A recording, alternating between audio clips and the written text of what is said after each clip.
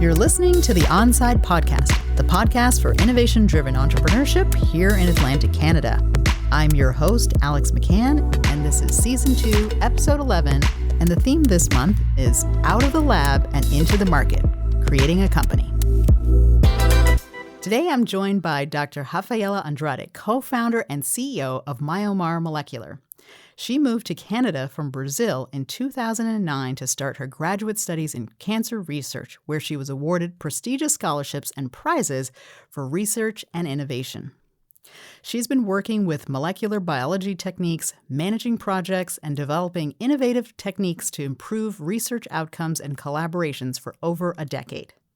Rafaela's vision is to translate scientific discovery into public health. She's looking to bridge the gap between patients and science and to create collaborations between governments, industry, and academia. She's now a mother of 3, passionate about health and fitness, and is dedicated to growing the company and improving people's quality of life. Rafaela, welcome to the Onside Podcast. So happy that you could join us here today. Thank you. Thank you very much. Really excited to have you here today. I'm really looking forward to diving in and learning more about how you created your company and all those kinds of things. And our theme today is really about kind of moving out of the lab and into the market and that journey of sort of creating your company. But before we kind of dive into that, maybe could you tell us a little bit of a little short background about yourself and a little bit about your research and your studies? Okay, so I'm originally from Brazil. I came to Nova Scotia in 2009 to do a PhD, and I did my PhD in biochemistry at Dow, and I continue with a postdoc fellowship as well at Dow. And then when I switched to my postdoc fellowship, I started studying muscle and muscle metabolism, and that's how the company foundation started. So, because when we spoke before, I know you were doing a lot of cancer research, and you jumped into this postdoc and did something a little different and around muscle health. What got you interested into muscle health? Yeah, so initially I was interested because I want to switch a little bit my fields from breast cancer, studying breast cancer in my PhD, and move to another field to learn more about another system. And I chose muscle. But also because I had personal experiences being with pregnancies, I gained a lot of weight, and then I decided to have a more healthy, active life. And the muscle is very connected with fitness and wellness. So you need to have a healthy muscle system to be a healthy person. And also life expectancy goes hand to hand with your muscle health as well. So then I became really interested how I studying muscle could improve wellness and fitness and mental health as well. Yeah, so that was like what got me into started a company that was focused on muscle health. Okay. Yeah. Well, definitely muscle health is super important for maintaining a healthy lifestyle. I have to say that I probably could personally do a little bit more with developing my muscle health. So I'm really looking forward to learning more about your company and kind of the journey. And you talked a little bit about some of the things that are important for good quality of life related to muscle health. But how did you actually decide to, you were a researcher working in a lab, postdoc, you had kids and all that kind of good stuff and all the things you got to do just to manage your life. What kind of made you want to start a company? And maybe you can tell our audience the name of your company and how you got that name. But what made you want to have a company? Yeah, so I always want to do translational research, and I was interested to see how my basic science would translate into society and help people to live better. And then when I started looking into muscle, I also was really interested on the aging process too. So when people age, they lose a lot of muscle and they become weak, and that increases their chance of having a fall. And once you have a fall, your quality of life decreases drastically. And you ended up being hospitalized. You'll be in the hospital for numbers of days. Also increases your muscle loss. And so people, when they leave the hospital, you have this long rehabilitation process. Even if you are young, the rehabilitation process can take years for you to build the muscle that you lost. And then I became interested in how muscle atrophy would play a role into quality of life, and how you could detect that muscle atrophy in early stages before you have a physical challenge that you have to go through. So when we detect muscle atrophy in early stages, we can do things to prevent sarcopenia, which is a disease that relates with muscle loss, but also loss of strength as well. You ended up having high chances of falling and having other diseases such as osteoporosis, osteoarthritis, and, for example, knee replacement. Nowadays are very connected with osteoarthritis, and osteoarthritis depends highly on your muscle health as well. Yeah. So everything's connected. And when I started looking into muscle and aging, I became really interested how we could detect that in early stages and find markers, biomarkers, molecular markers that would be present on your body at early stages, so that we could find those biomarkers and do something about it to prevent the disease to progress and become worse over time. This is really interesting to me. My mom has osteoporosis, so she is very thin and is not very active and has a lot of muscle loss.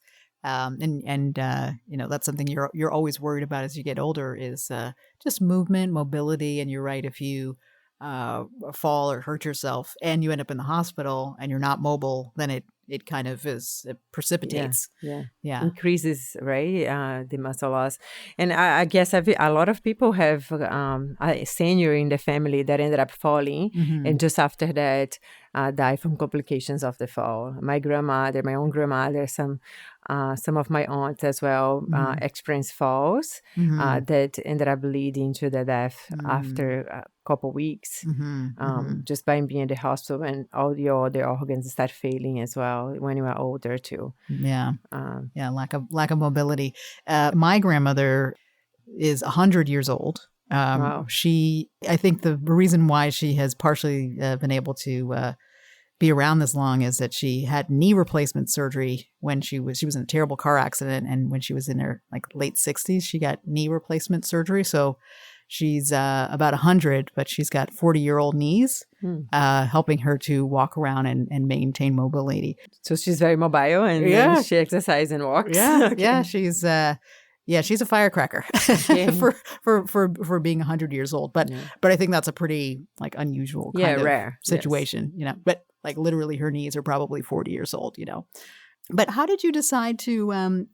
So you were interested in this, but how did you actually decide to create a company? I mean, a lot of people are interested in translational research or interested in something. I mean, you could have just stayed in the lab and just wrote a whole bunch of papers. You're a researcher. Why didn't you do that? Yeah, so it would be much easier to stay in the lab and then continue my postdoc fellowship. But I decided to take the hardest path. Yeah, so one day I was in a lunchroom at Dow, and then my co-founder at the time, he was a student, a PhD student. Okay. And we see each other in this lab pretty much daily. But from that point, we never talk more than 2 words. We just say hi and bye. And this is your co-founder? Yeah, that's my co-founder. Okay. And then I was in this room having lunch, and then he came in, which he never comes in to a lunch room at the lab. He was there and I was there too, and we just talking about what's after. He finished his PhD and what's after for me after I finished my postdoc. And I said, I'm really interested into translational research, but I don't know how to kind of continue on that road. And he's like, yeah, I'm actually interested in entrepreneurship too, and translational research. And I said, why we don't sit together and then talk about ideas, how we could commercialize the research we are working on? And he was doing neuroscience degree, and also we study muscle too. And I was studying more molecular science muscle. He's studying more movement muscle with the neurosystem.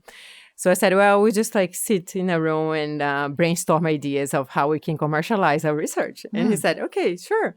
So we just like decided one day to sit in a room and brainstorm ideas. And we started writing on a paper like a bunch of ideas how we could commercialize the research. And I said, well, I have these animal model where we find that they have early stage muscle atrophy. And I was thinking if we could detect early markers of muscle atrophy in this animal model to pursue diagnostics of muscle atrophy. And he said, oh, this is a great idea. So how are we going to do that? Yes, how are we going to do that? And then I said, well, let me look into if I can find like any type of grants that we can apply to, right? And then see if we can pay for the research and then start looking into those markers. He said, okay, so next day I heard about Lab to Market, a DAO, like a program, a DAO, it's called Lab to Market. And I went to talk to him and I said, look, I found this information about a Lab to Market program that you apply and you have like $5,000 to pay for research. And I said, I think that $5,000 will pay for the research that I need to find a couple markers of muscle atrophy. And he's like, okay, so let's apply for the grant. And that was like on a Tuesday, and the grant was due on Friday. Oh, wow. So this person that I just talked high and by for like several years sat with me for like 4 days straight where we wrote a grant together. Oh, wow. Like, for several hours writing this grant. And I didn't know anything about his life and he didn't know anything about my life, but we were very passionate about entrepreneurship. So we connected. And then we applied for the grant a few weeks after we got it. And then he, at the time, was applying to medical school. Okay. So I decided I was going to take the grant because one person needed to do the program. So I took the program. Okay. And then with the money, we paid for some experiments that I needed to complete that study. And when we showed that we could find the specific markers of muscle atrophy and muscle degeneration in animal models, then I started thinking about like moving into humans and prove that we could find those markers, proof concept that we could find those markers in humans as well.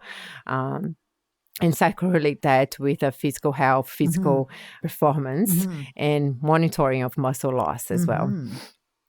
So, and then just after I started Lab to Market, I discovered that I had to do 100 interviews. Oh, wow. Because at that point, when I applied, I didn't know about the interviews. Oh, okay. So they said, well, you have to talk to 100 people in the field to see if your idea it is a solution that you want to have.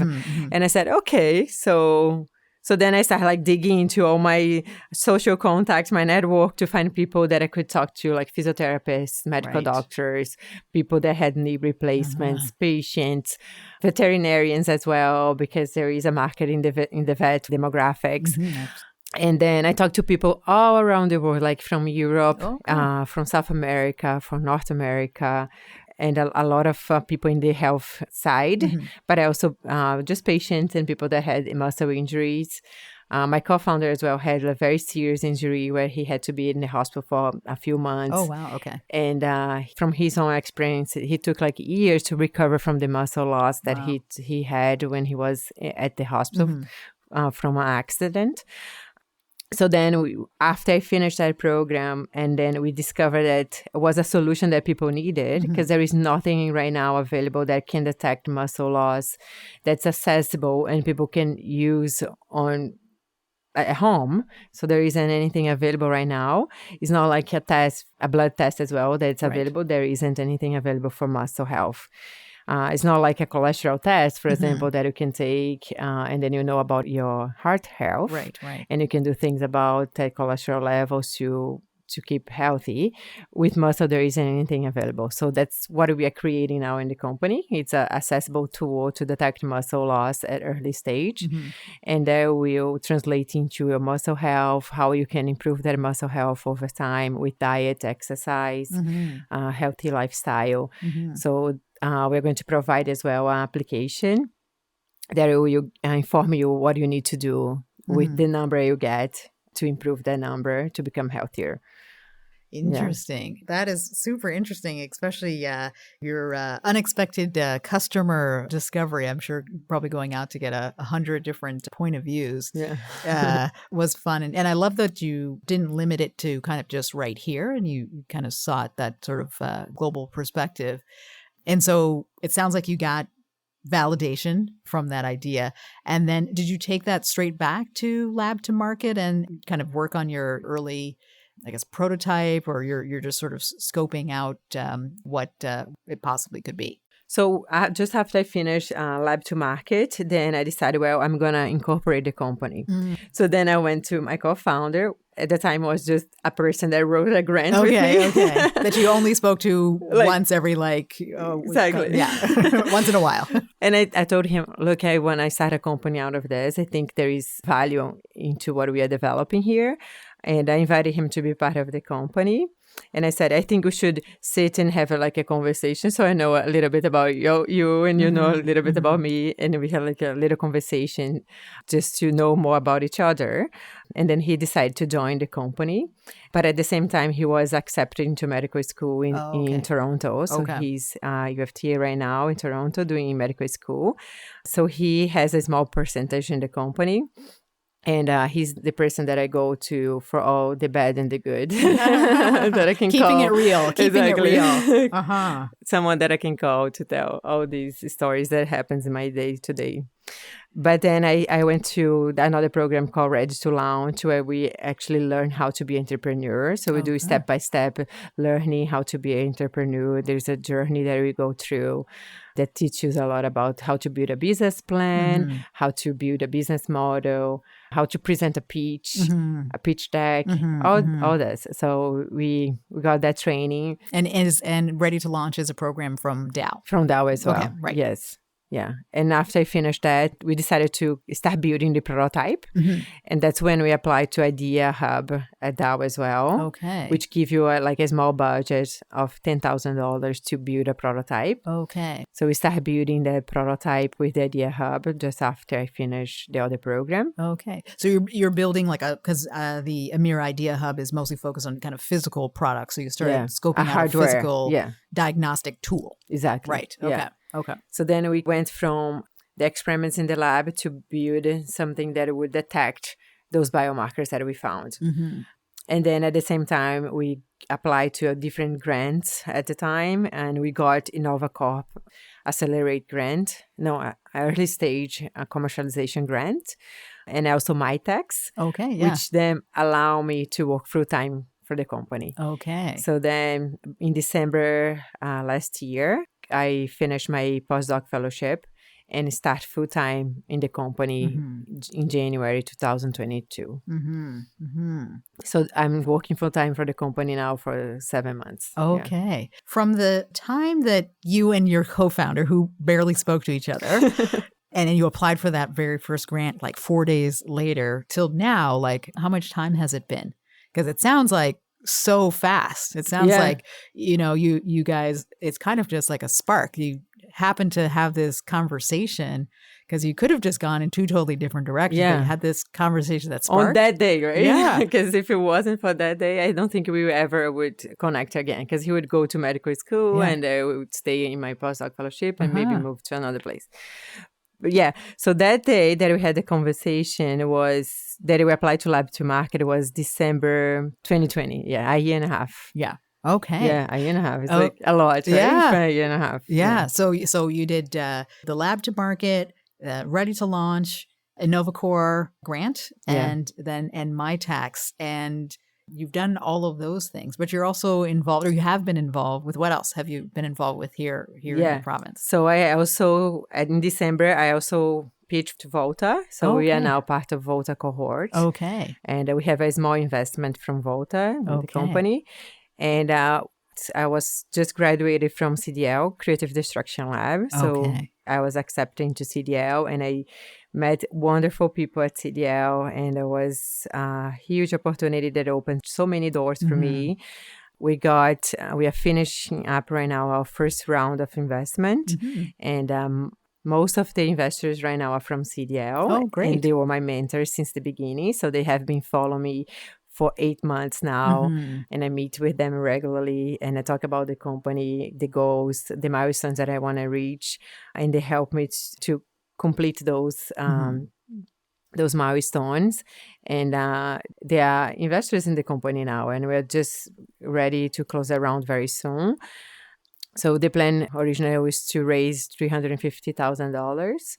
We haven't closed completely yet the round. For the next week or so, I will announce the closing of the round. Okay.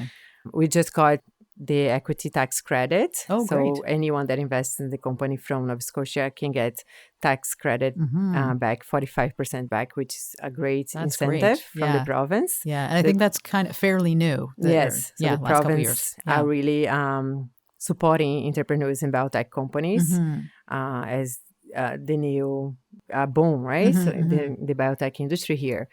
And that support actually allow us to raise over half of our rounds with that support. Yeah. That's amazing. That's amazing. Yeah. And I'm so glad to hear that, because it's a few years ago, it was just kind of a dream that this tax credit would be put in place. And it's great to hear that folks are actually being able to utilize it, and that it has a meaningful impact on sort of the trajectory of your company and bringing in investors. And it's great that CDL has been so helpful. I've had the chance to go to a CDL session or two and watch all the companies intense, pitch. Right? It's very intense. I was like, I'm sure glad I'm in the audience here. Yeah, it's really intense and nerve-wracking as well, because we're talking to these business people that are very high up in their career, and they are very knowledgeable of the business world, right? And me as a scientist, it's very intimidating to go in a room surrounded by business people that are very successful. But they are also very humble in a way that we can ask questions and tell the truth, the good and the bad, and they will help you through the journey. So I connect really well with my mentors, and some of them are in my board of advisors too. Yeah. And I also want to mention that when I switched from academia to business, I didn't think I was going to find a lot of support in the business world, but I was surprised that the support that I have in the business world it's huge. I can just call someone that's a CEO from a large company and tell them that I need advice on this, and he'll open doors and talk to me and contact his network. So one of my mentors is Paul and Pei from Precision Biologic. Yeah. And he's been a great mentor, he's my friend, and he's been so supportive since the beginning. Wow. He actually joined Ready to Launch specifically to be my mentor. Oh, wow. I didn't know that until I finished, but he heard about me from someone else, and he asked to join Ready to Launch to be my mentor. Oh, that's great. Yeah, so Paul, it's a great friend, and it's a very successful CEO. He's doing amazing things at Precision. Yeah, and he's the main advisor in the company. Okay. Well, you're right. I think you mentioned this a moment or two ago, but the life sciences sector in Nova Scotia and the region has been growing over the last couple of years, and there's quite a few companies that are in the med tech space as well. And so I think the network of mentors and people who have been kind of down that path that's been growing. So it's really great to hear that you're benefiting and that the community is kind of stepping up to help young new companies come out. That's really important. It's really, really exciting. So you're now at Volta, which is very exciting. But so people who are listening in, Volta is a tech accelerator that's downtown here in Halifax. Really great place. We've had some guests from there before, and you're starting to grow and develop your company. So what is that like now? So we know for innovation based kind of companies, you mentioned a little bit about getting the investment, but there are other things that you're doing as well. So you're kind of like building a team and marketing, and like what are all the things that you have to think about now? Because now you're out of the lab. Yeah. you're now out of the lab. So what do you have? What are some kinds of things that companies like yours have to do now? I feel like my main job now is to be that chain that holds the entire team together, because I have a lot of wheels running at the same time. So I have a clinical team. I have scientists working on the technology, the chemistry components, and I have engineers that are building the hardware. And I have to be able to talk to all these people and translate my vision to their perspectives. So I feel that now I'm learning I have this role of keeping everybody interacting, everybody together to accomplish the same goal, but developing different things. A lot of the clinical side right now, we are going to run a pilot trial with samples from people that are going to the gym and test with those. So we just have like a collaboration now with Evolve Fitness in Halifax, on sites, a CrossFit as well, fitness here in Halifax as well. And we're planning to run a clinical trial in Nova Scotia and as well in Newfoundland. So Newfoundland has a lot of support too. We are part of Bounce Innovation. And Bounce as well open a lot of doors for us to meet entrepreneurs and the industry in Newfoundland that's growing. So just I mentioned in the last episode that we went to Newfoundland, and in Newfoundland we found very good partners that are going to work with us to deliver the clinical trial. And we're really excited to work with Newfoundland partners to do that clinical trial. Yeah, so just like that, putting things in motion now that we have the company set up to accomplish the goals, the next step, right? Yeah, so that sounds, it's so busy. Like there's so many pieces. And you have to wear a lot of hats too. Like when I started, I said, well, a CEO just need to organize the company. And now I have to learn about finance. I have to learn about accounting. I have to have a little understanding of the law too. We just submitted a patent application, which is a great milestone. Yay. Exciting. So our patent application was submitted just last month. And then I had to learn a lot about patent and what's in the law and how to write that patent too. So I worked with a law patent for a couple months to write that patent application. And you have to also protect your IP. So the way you talk, you have to be very conscious of what you are going to say because you have to protect that IP. Yeah, so it's learning about pieces, little pieces from each one of the moving wheels that you have to move. Yeah. And you mentioned your team. Is your team at Volta as well, or are people kind of in different places? And how has it been to manage a team and grow a team during COVID? Yeah. So my team is spread across. So we have some people that's working at Dalhousie with NRC support.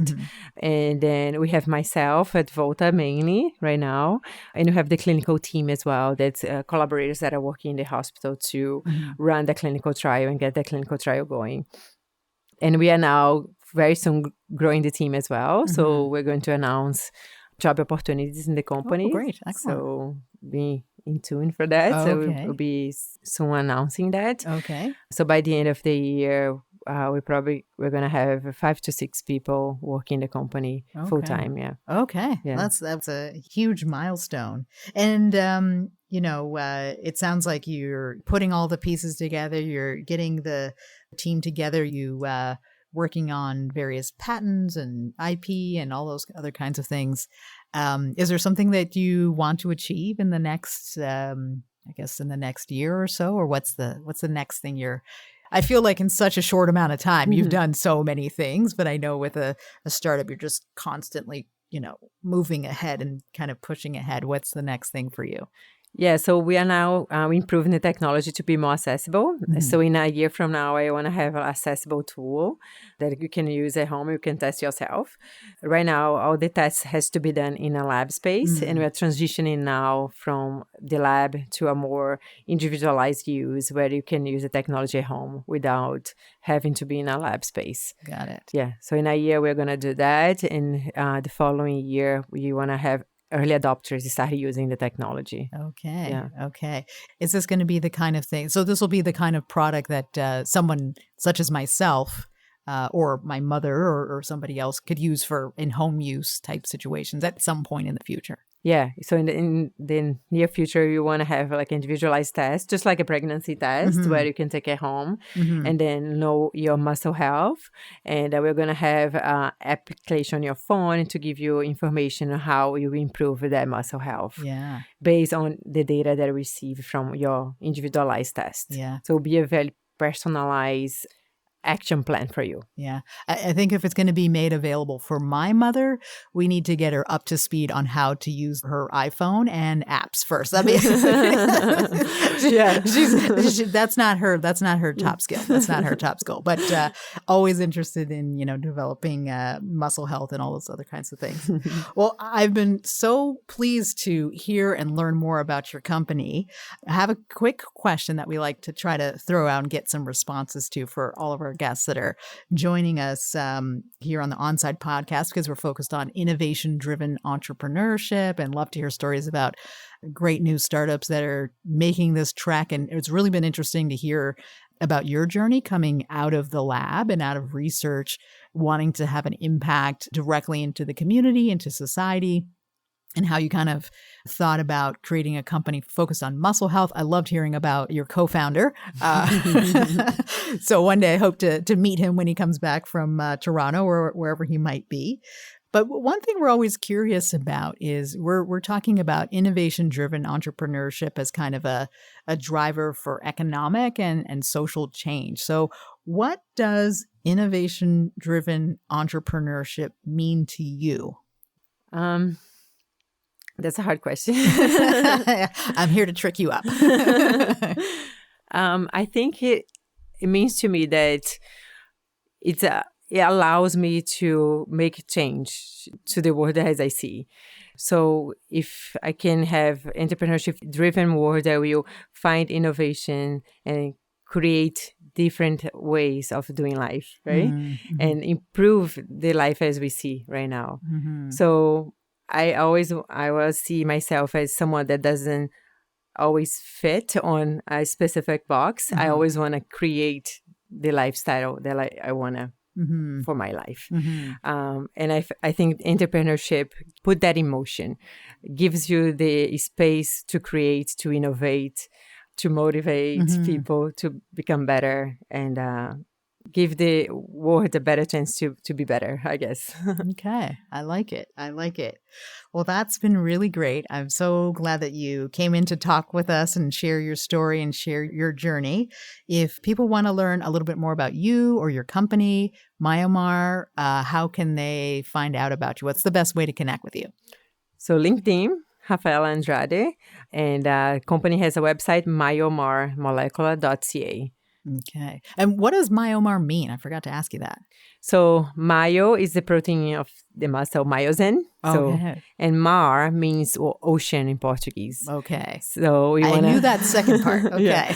So you want to bring the ocean aspect of living by the ocean. Me in Brazil that grew up by the ocean. My co-founder is a surfer, so he loves the ocean too. He's very connected to the ocean. So we just put Mar as a remind what do we love. That's the ocean. Yeah. Okay. I love that. Well, I'm a Pisces, so I just swim through life. I used to swim through life. Well, that's great. That's great. And for all of our listeners that are out there, you can subscribe to our Onside podcast. That'd be great. And you can learn more about us and our Inclusive Innovation Monitor on our website, which is onsidenow.ca. And as we come to a close, I'd really like to thank Communities, Culture, and Heritage for your support. We're so grateful for your support and helping us make this podcast. Thank you. This has been a Podstarter production.